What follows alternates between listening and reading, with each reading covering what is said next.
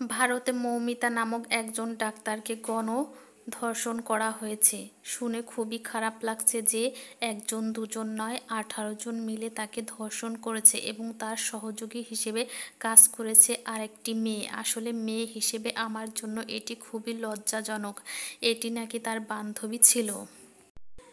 তার শরীরে 135টি কামড়ের দাগ পাওয়া গিয়েছে। তার কোমরের 2টি হাড় ভাঙা পাওয়া গিয়েছে। এছাড়া তার গলারও 2টি হাড় ভেঙে গিয়েছে। তার চোখের মণি দিয়েও রক্ত বেরোচ্ছিল। মানুষ কতটা হিংস্র প্রাণী হলে এরকম কাজ করতে পারে ভাবা যায়। তাও একজন দুইজন নয় 18 জন মানুষ কিভাবে এরকম বিবেকহীন এবং মনুষ্যত্বহীন ব্যক্তি হতে পারে ভাবা যায়। কারা এর জন্য দায়ী এবার শুনুন।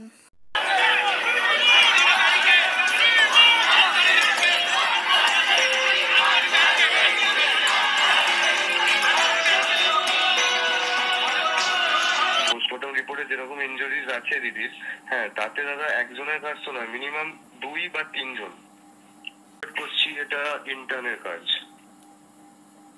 ঠিক আছে। এবং যে ইন্টার্ন তার যথেষ্ট পলিটিক্যাল ব্যাকগ্রাউন্ড আছে, তার ফ্যামিলি মেম্বারও যথেষ্ট উচ্চ পদস্থ, ঠিক আছে।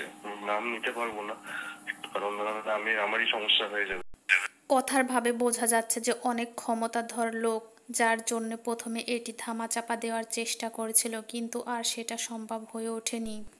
মেয়েটির শেষ কথা ছিল, মা আমার সাথে এমন হলো কেন, আমার কি দোষ ছিল।